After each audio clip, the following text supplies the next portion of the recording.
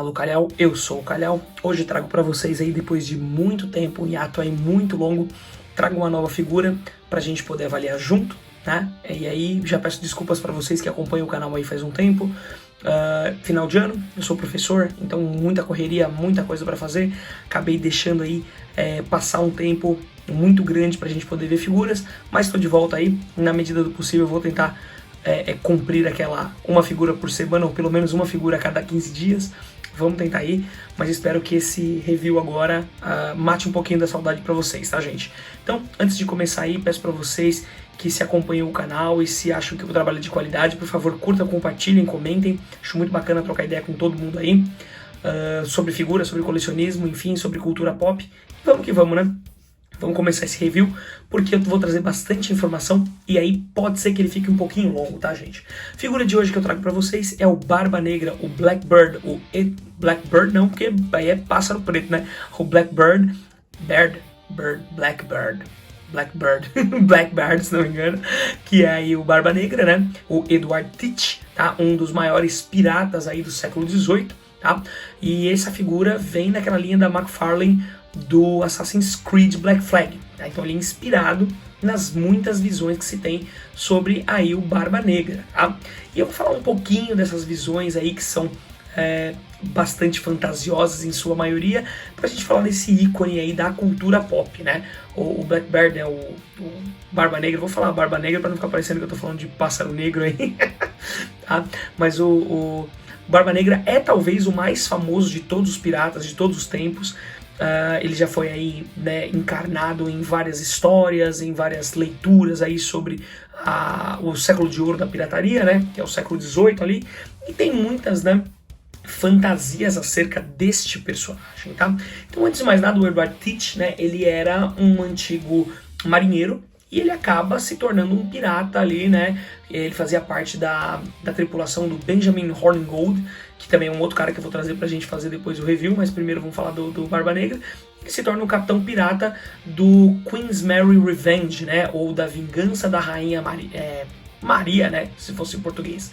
Mas enfim, e aí ele é um cara que vai, né, segundo a lenda, aterrorizar ali os mares do norte, tá? Então vamos começar antes de mais nada pensando que quem são os piratas, né? Quem são os piratas? Existem os piratas da mitologia, né?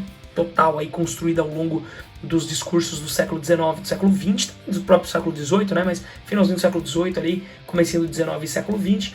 E esses caras então são retratados como monstros sanguinários, homens violentos, né, que faziam as pessoas andar na prancha, matavam todo mundo, governavam sua tripulação com mão de ferro, eram líderes terríveis, tá? E o Barba Negra assume aí, né, o manto dessa vilania da pirataria, segundo essa visão, né? Mas o que é muito interessante é que a gente não para pensar que os piratas, na verdade, são marinheiros que, por sua vez, acabavam se amotinando ou abandonando navios mercantes, né? Tanto da Inglaterra, quanto da Espanha, quanto da Holanda, quanto de Portugal, por conta de maus tratos, tá?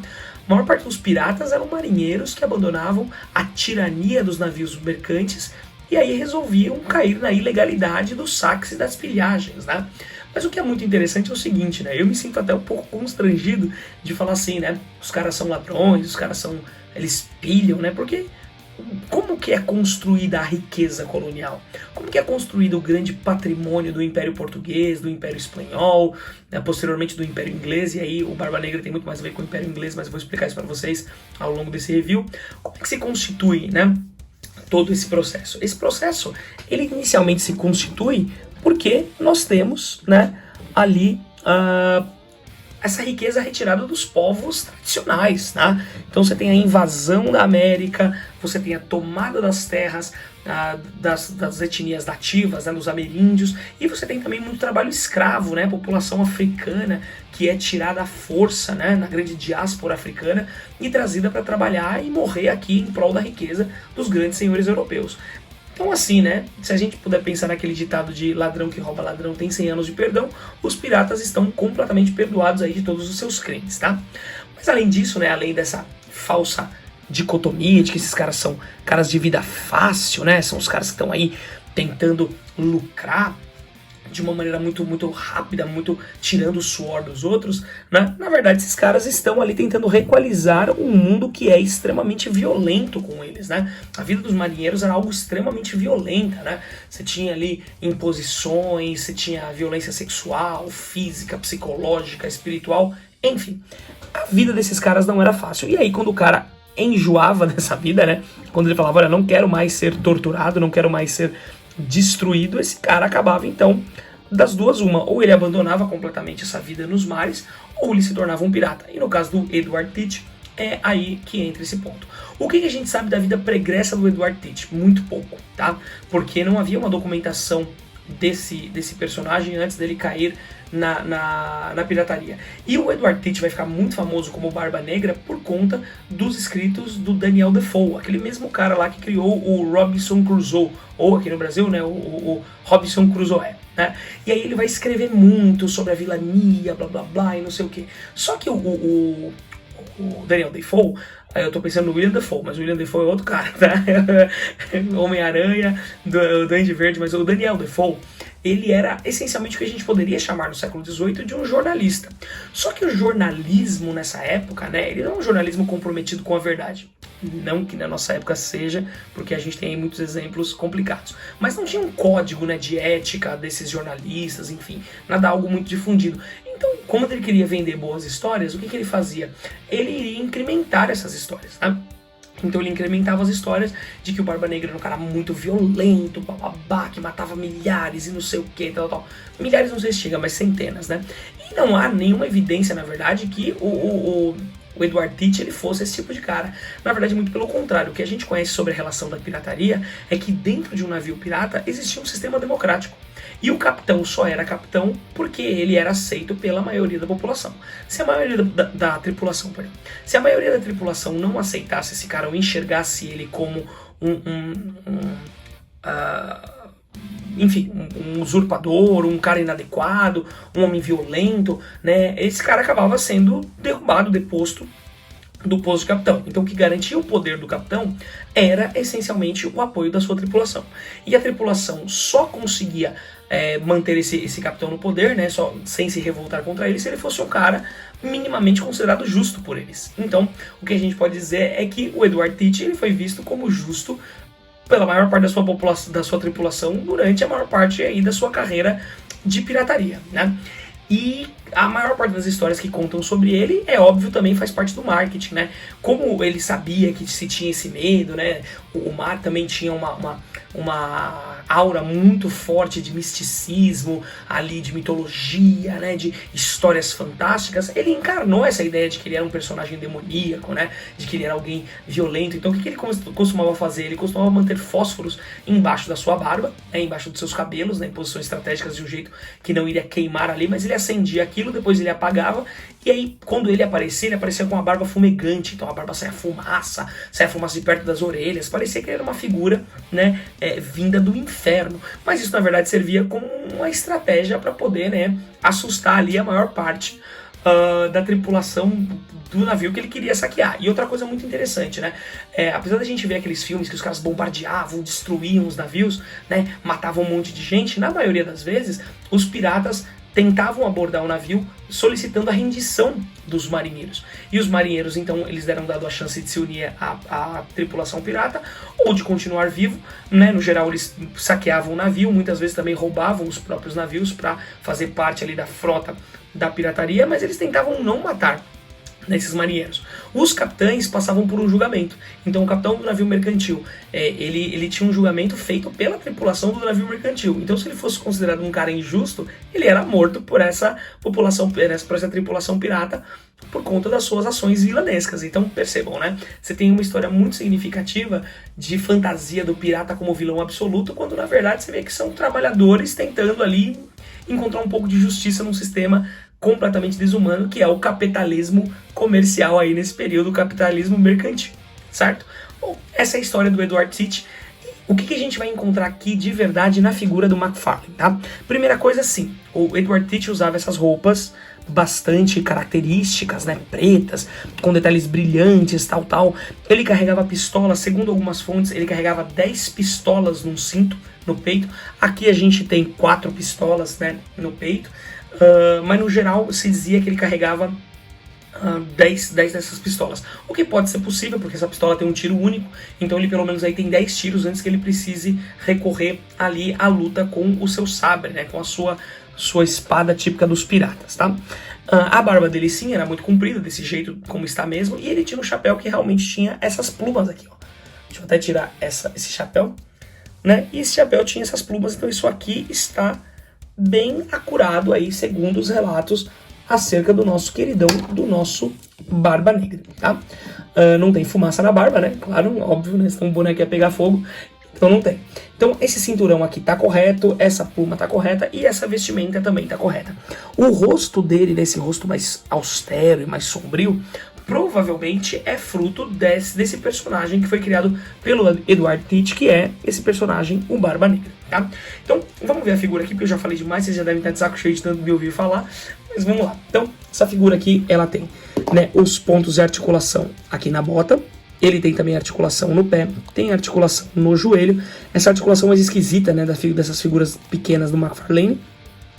Ele tem esse cinturão aqui, né, tem uma articulação aqui, mas você não consegue mexer muito, porque ela fica por dentro, tá? Mas é aqui, ó, uma articulação um pouquinho mais estranha. Deixa eu tirar esse cinturão aqui pra gente também depois ver ele na prática, tá? Ele tem pontos de articulação na altura aqui dos ombros, até abre bem o crucifixo, tá? Isso aqui inclusive gira pra você conseguir fazer então também outras poses mais bacanas aí desse pirata. Tem a articulação de cotovelo, a articulação da mão, todas as articulações são simples aqui. Essas figuras são relativamente antigas aqui, né? Se não me falha a memória, 2010, 2012, eu acho, tá? Posso estar enganado. Acho que é um pouquinho depois, acho que é 2014, tá? Mas depois eu dou uma olhadinha, coloco aí pra vocês embaixo nas informações. Mas ele tem essas articulações bem bacanas, tem uma articulação na cintura, que não mexe muito para um lado nem pro outro. E tem nenhuma articulação na cabeça, então não dá pra mexer a cabeça desse cara. Ele tem esse babador aqui, né? Que é, na verdade, é como se fosse uma gravata primitiva, né? Primitiva é ótima, né? Falando do século XVIII, primitivo, mas enfim. Uma gravata desse período moderno aqui, nessa roupa, essa vestimenta, essa faixa vermelha. Aqui ele tem também um cinturão que fica aqui pendurado, né? Pra dar maior verossimilhança a essa figura, né? Ele tem a sua espada, né, que fica aqui na sua mão. Se não me falha a memória, isso aqui é não lembro se isso é um florete ou se é um sabre, tá? Acho que é um sabre. E aí precisaria ver a definição certa também, depois aqui eu ponho aqui embaixo. E tem uma bandana vermelha típica, né, da ideia da pirataria aí na sua cabeça, tá? Deixa eu colocar aqui essa coisa na cabeça dele. Ele fica em umas poses bem interessantes, mas por enquanto vou deixar ele assim, só pra gente ver o restante das coisas aí, tá? Então aqui ele tem um cinturão, bem bacana esse cinturão, tá? Percebam que ele é todo estilizado, ele tem bastante marcas, né? Bastante como se fosse uma simulação de couro real, certo? E aí ele vem com as pistolas de tamanho diferente, tá? Então tem uma pistola média, uma pistola pequena, e 2 pistolas compridas, né? Então ele tem ali essas pistolas diferentes entre si, porque realmente são armas diferentes que o Edward Teach muito provavelmente aí juntou ao longo da sua vida. Em termos de altura, essa figura tem em torno de 14 centímetros e meio. Então percebam que, apesar da escultura muito bonita, o que me incomoda nessa figura é que a articulação, o tamanho dela é meio complicado de você colocar com outras figuras. Se ele fosse uma figura, por exemplo, de 18 centímetros ou de 20 centímetros, seria muito mais versátil. Por outro lado, nós também temos uma tradição de outras figuras de videogame que são desse tamanho. Então, né, você consegue colocar ele ali com os Assassin's Creed, né, que é a linha dele, inclusive, né? E você consegue também colocá-lo, por exemplo, com... Já estou levando aqui uma surra para colocar esse negócio. Mas você consegue colocar ele também com as figuras, por exemplo, do Skyrim, tá? Então a figura do Skyrim, lá, o Dovahkiin, é também deste tamanho, tá? Então você consegue colocar aí com outras figuras de videogame esse bonitão do Edward Teach, tá? Esse review, na verdade, foi mais um review sobre a história dos piratas, né? Essencialmente, do que sobre a figura.